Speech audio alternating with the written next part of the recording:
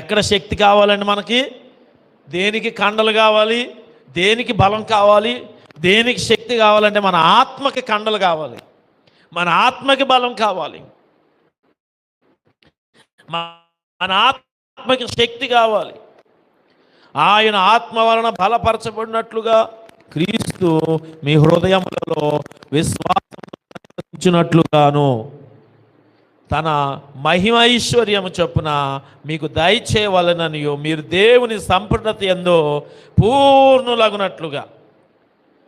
ఏమండి, ఎంత లోతుకు దిగాలి అంటే సంపూర్ణంగా మనం నీటిలో ఏమవ్వాలి? మునిగిపోవాలి, పూర్తిగా దిగిపోవాలి.